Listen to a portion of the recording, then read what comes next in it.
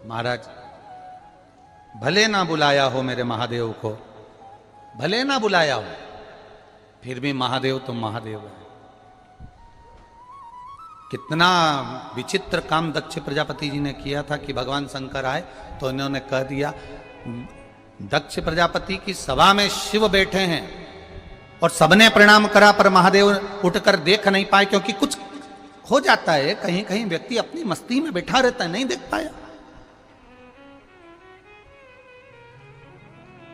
कहीं व्यक्ति अपनी मस्ती में बैठा है, नहीं देख रहा।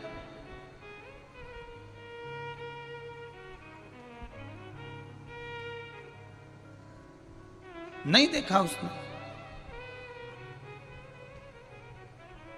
अब क्रोध आ गया दक्ष प्रजापति को, और दक्ष प्रजापति को जब क्रोध आया और दक्ष प्रजापति ने क्रोध में आकर कह दिया, देवाधिदेव महादेव, तुम मेरे दामाद हो, तुम मेरे जमाई हो, और तुम मेरे जमाई होकर तुमने अपने ससुर का अपमान करा। मैं आया और तुमने मुझे प्रणाम नहीं करा, मैं आया और उठकर खड़े नहीं हुए। मैं तुम्हें श्राप देता हूं कि तुम शमशान में निवास करोगे। शंकर भगवान बड़े प्रसन्न हो गए कि मेरे ससुर ने मुझे प्लाट दिया, मेरे ससुर ने मुझे मकान दिया, तो ऐसी जगह दिया जहां कोई कब्जा नहीं करेगा, शमशान में मेरा निवास हो जाएगा, उसमें कोई टेंशन नहीं। अब स्वयं के ससुर इतनी बड़ी बात कर रहे हैं कि तू शमशान में रहेगा। अब ये बात अगर कोई तुमसे कह दे, जाओ तुम तो मसान में जाओ, अब यही बात तो उनके ससुर ने की थी कि शमशान में जा। बुरा लगा क्या देवाधिदेव महादेव को? जम के बोलो जरा, लगा नहीं। और तुमसे अगर कोई कुछ कह दे, जरा सा कुछ कह दे, बस जरा सा,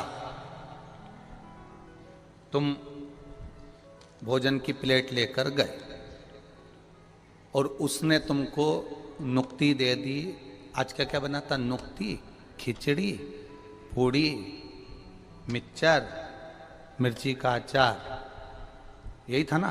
तो मालूम पड़े अब किसी ने, तुमने प्लेट आगे करी, उन्होंने तुमको पूड़ी दे दी, खिचड़ी दे दी, सब दे दिया। अब तुम कह रही हो कि नहीं, मुझे तो 2 पूड़ी दे। टेबल पर खड़ा हुआ व्यक्ति कहेगा, अच्छे से खाओ, फिर लेकर आओ, फिर लेकर जाओ, झूठा ना छूटे, वो डस्टबिन भरना ना पड़े, इसलिए जितनी बार लोगे उतनी बार मिल जाएगा। पर किसी ने कहा नहीं, मैं तुमको 2 दे दिया हूं, अभी तुम इतना खा लो, आ जाना। उतनी देर में हमको क्रोध जाग गया, उतनी देर में हमको हमारा अहम जाग गया। हाओ, खिलाने वाला खिला रहा है, बनाने वाला बना रहा है, और ये अच्छे से परोस भी नहीं सकते। अब तुम्हारे भीतर ये भाव जाग गया, परंतु अन्न भाग हमारे हाथ में है, भोजन भाग हमारे हाथ में, भोजन भाग, और ये भोजन भाग हमारे हाथ में है और हम भोजन ग्रहण कर रहे हैं। उस समय पर हमें क्रोध का त्याग कर कर चलना चाहिए।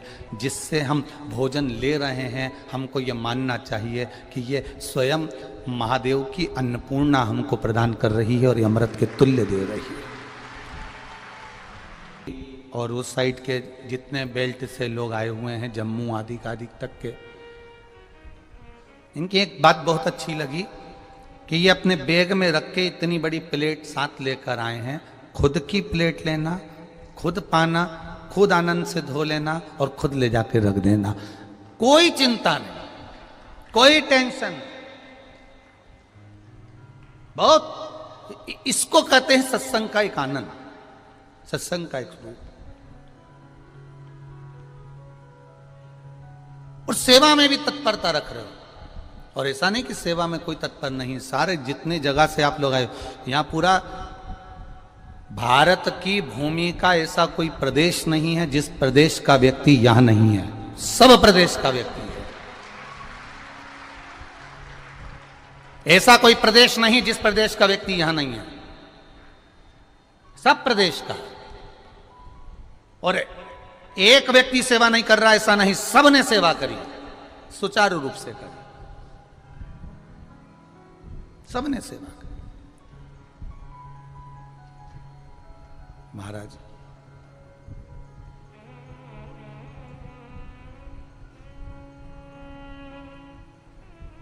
ये भक्ति का बल हमें बढ़ाना है।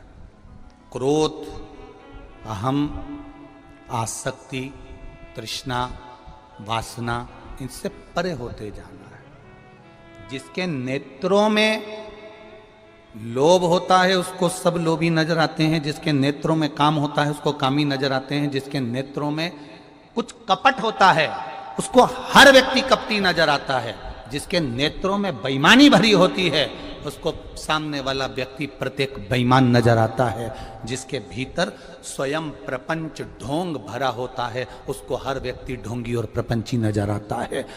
उसके भीतर साहूकरपन होगा तो साहूकर दिखेगा, विद्वत्ता होगी तो विद्वत्ता दिखेगा। उसके नेत्रों के अनुसार सामने वाले व्यक्ति की दृष्टि होती है कि ये दिख कैसा रहा है, जैसा वो भीतर से होगा वैसा उसको सम्मुख में नजर आए। एक बड़ा सुंदर प्रसंग यहां पर आता है भगवान शिव की कथा में। औरव ऋषि की बेटी थी शमी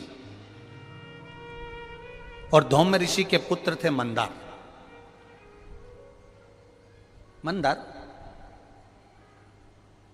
आंकड़ा पुष्प, शमी औरव ऋषि की बेटी। जब बड़ी होती चली गई तो वो औरव ऋषि की बेटी शमी ने जीवन में कुछ किया ना किया, पर एक काम औरव ऋषि की बेटी शमी करती रही कि भरण पोषण में अग्रणी रही। कोई भूखा मिल गया औरव ऋषि की बेटी ने अपना भोजन तक दे दिया। ये बेटी पहले अपने लिए अलग से निकाल के धर देती है। कई हलवाइयों की आदत रहती है, भोजन बनाने वालों की आदत रहती है, भंडारा बनाने वालों की आदत रहती है कि पहले अपने लिए तरी तरी की सब्जी और जोरदार चावल, जोरदार बूंदिया, जोरदार सेव सब पहले अपना निकाल के रख लेते हैं, उसके बाद दूसरे को देते हैं। पर महाराज औरव ऋषि की बेटी शमी उसमें की थी, अगर उसकी थाली में कुछ भी नहीं बचा चलेगा, पर सामने वाला भूखा नहीं रहना चाहिए, उसको जरूर खिला देना। ये बड़े विचित्र शब्द हैं, जरा शिव महापुराण के इसको समझ लेना कि शमी का पेड़, जिस शमी की पत्ती में कांटे होते हैं, जिस बेलपत्र में कांटे होते हैं, और जिस आंकड़े को मंदार के फूल में वो दूध होता है कि आंख में चले जाए तो आंख बेकार हो जाती है, वो दूध होता है जो जहर का काम कर जाता है, ये सब शंकर भगवान को चढ़ रहा है। शमी जिसमें कांटे हैं, बेलपत्र जिसमें कांटे हैं, मंदार का फूल जिसमें जहर भरा पड़ा है, धतूरा जिसमें जहर भरा पड़ा हुआ है, ये शिव को क्यों समर्पित है? ये शंकर को क्यों चाहिए? ये शंकर के पास क्यों जा रहे हैं?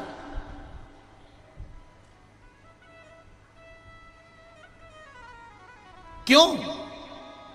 उसका एक कारण है, सत्य बोलने वाला हमेशा बुरा होता है, हमेशा बुरा होता है। और वो सत्य बोलने वाला व्यक्ति, आप ही इतने सारे बैठे हो, आप इतने सारे बैठे हो, आपका बेटा रोज रोज अगर सुंदरकांड में जाएगा, रोज रोज रामायण में जाएगा, रोज रोज शिव महापुराण की कथा में जाएगा, रोज रोज भगवान की कथा में जाएगा, आपका बेटा रोज रोज भगवान के भजन में लगेगा, या आस्था चैनल को खोलकर शिव महापुराण की कथा सुनेगा, या फेसबुक यूट्यूब पर शिव महापुराण की कथा सुनेगा, तो तुम्हारे परिवार वाले सब एक बात कहेंगे, कहाँ चक्कर में पड़ा है, 3-3 4-4 दिन तक चले जाता है, मां क्या मिल रहा है सीहोर में जाने से, क्यों जा रहा है, क्यों कथा में पहुंच रहा है। अब भजन में जाने वाले को दुनिया के लोग ताना देकर रोकने का प्रयास करते हैं, पर आज तक हमें ऐसा व्यक्ति नहीं मिला कि तुम्हारा बेटा कहीं शॉपिंग मॉल में जा रहा हो, किटी पार्टी में जा रहा हो, दोस्तों के साथ एंजॉय करने जा रहा हो, और किसी माँ बाप ने कह दिया हो क्यों जा रहा है मॉल में, क्यों जा रहा है पार्टी में, क्यों जा रहा है वहां। अगर रोकते हैं तो धर्म की जगह पर रोका जाता है, रोकते हैं तो सत्कर्म की जगह पर रोका जाता है, रोकते हैं तो कहीं भगवत भजन में जाने से रोका जाता है, पर गलत जगह पर जाने से हमारे बच्चों को हम नहीं रोकते। और होता क्या है, उल्टा क्रम हो जाता है। जो बच्चा कभी सत्संग में जुड़ा नहीं, जिसने कभी जिंदगी में गीता पढ़ी नहीं, फिर वो ही बेटा एक दिन अदालत में खड़ा होकर गीता की सौगंध खाता है। जिसने कभी जीवन में गीता को पढ़ा नहीं, जिसने जीवन में कभी रामायण को पढ़ा नहीं, जिसने जीवन में कभी श्रीमद् भागवत को पढ़ा नहीं, जिसने जीवन में कभी शिव महापुराण को जाना नहीं, जो शंकर को केवल दुनिया के लोगों ने कह दिया शिवलिंग का मतलब क्या होता है, गलत महत्व समझा दिया कि शिवलिंग की पूजन मत करो, लोगों ने कह दिया शिवलिंग पर जल मत चढ़ाओ, कई लोगों ने कह दिया था शिवलिंग पे चढ़ा हुआ जल मत पियो, कोई ने कह दिया शंकर पे चढ़ा हुआ प्रसाद मत खाओ। अरे कौन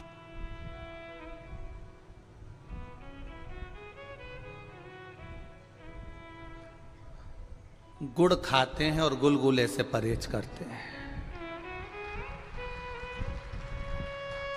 गुड़ खा रहे हैं, हम प्याज नहीं खाते, हम प्याज को छोड़े हुए 20 साल हो गए। हम लहसुन नहीं खाते, लहसुन छोड़े हमें 50 साल हो गए।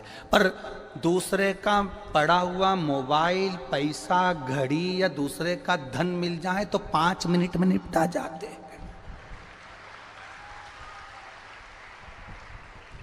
गुड़ खाएं और गुलगुले से परहेज कर रहे हो। प्याज नहीं खाते और 5,000 रुपए किसी को दे दिया और उसका थोड़ा सा ब्याज लेकर खा गए। प्याज नहीं खाते हो, दूसरे का धन मिल गया खा गए, दूसरे का वैभव मिल गया खा गए। ये श्रेष्ठता हमारी शिव पुराण नहीं सिखाती है।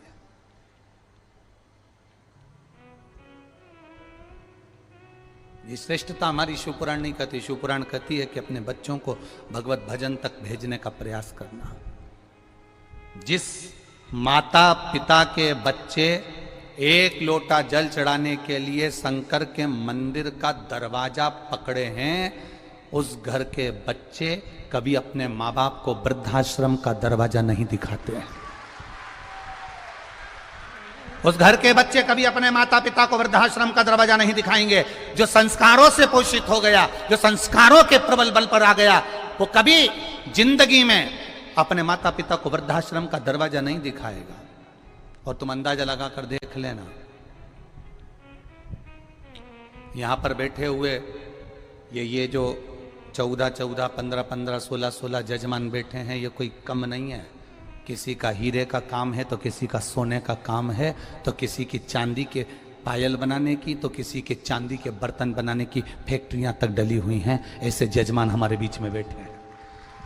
और केवल यजमान नहीं, इस पूरे 5 पंडाल 6 पंडाल में और पूरे 2 यहां घूम कर देखना जितने लोग यहां बैठे हुए हैं, इनको जरा विचार तो करो,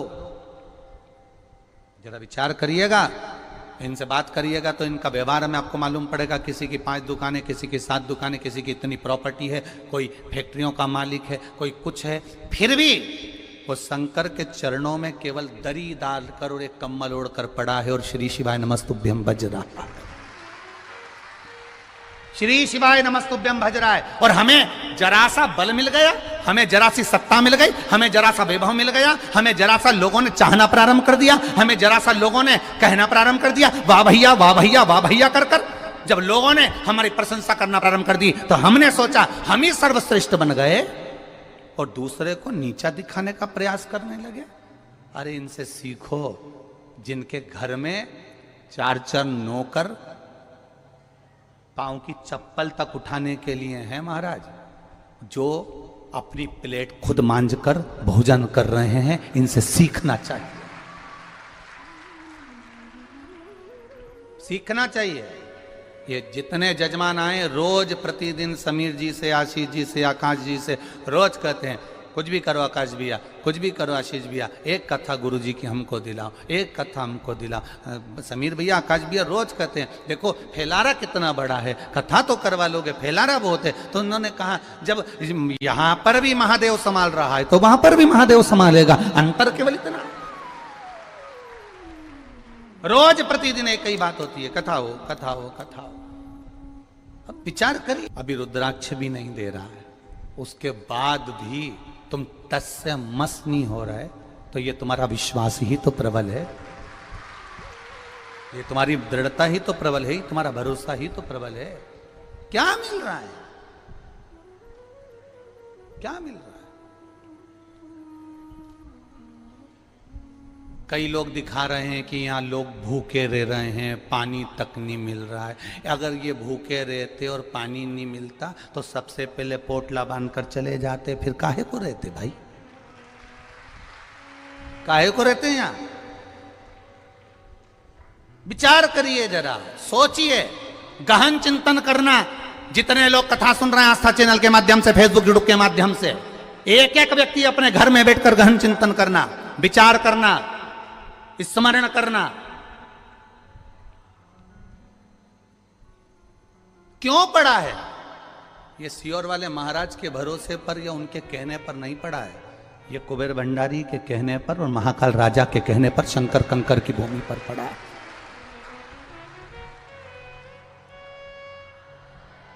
एक दिन में 20 लाख भक्त, और ना निमंत्रण, ना पत्रिका, ना कहीं कुछ, ना कहीं कुछ, ना चावल, ना धावल, कुछ नहीं। और एक साथ 20 लाख भक्त एक साथ पहुंच जाएं तो ये शिव की कृपा के सिवा कुछ नहीं हो सकता।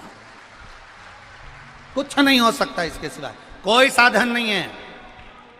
और सबसे बड़ी प्रसन्नता होना चाहिए सनातनियों को, सबसे बड़ी प्रसन्नता होना चाहिए कि एक शिव महापुराण की कथा, जब एक शिव महापुराण की कथा एक जगह पर 20 लाख सनातनियों को इकट्ठा कर सकती है तो यह भारत की भूमि भी सनातनियों से भरी पड़ी हुई है। यह भारत की भूमि भी सनातन धर्म से भरी पड़ी हुई है।